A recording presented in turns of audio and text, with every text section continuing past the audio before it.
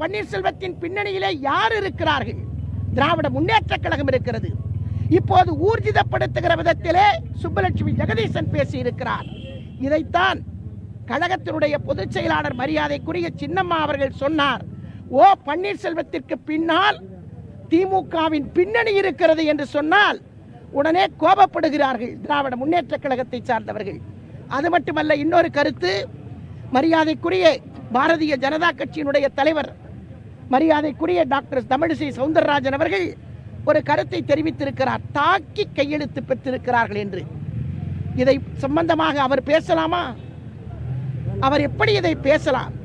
நான் இதைத்தான் கேட்க விரும்புகிறேன். ஒரு முதலமைச்சர், பொறுப்புமிக்க முதலமைச்சர், அந்த முதலமைச்சர் அந்த கையெழுத்து போடுகிற வரை அவர் முதலமைச்சராக இருந்திருக்கிறார்.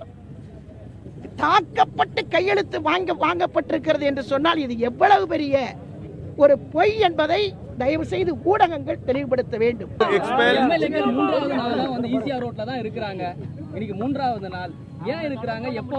எங்க சட்டமன்ற உறுப்பினர்கள் சுதந்திரமாக இருக்கிறார்கள். அவர்களுக்கெல்லாம் தொலைபேசியிலே மிரட்டல் போகிறது. முதலமைச்சருக்கு உறவினர்கள் எல்லாம் தொலைபேசியிலே அனைத்து இந்திய அண்ணா திமுக சின்னம்மா அவர்களின் ஆதரவு எம்எல்ஏக்களை மிரட்டி கொண்டிருக்கிறார்கள். ஆகவேதான் தொலைபேசியை கூட ஆஃப் செய்து வைத்திருக்கிறார்கள். மிரட்டுகிறார்கள், கொலை செய்து விடுவோம் என்று மிரட்டி கொண்டிருக்கிறார்கள். ஆகவேதான் அனைவரும் சுதந்திரமாக இருக்கிறார்கள். எம்எல்ஏ இருக்கிறார்கள்.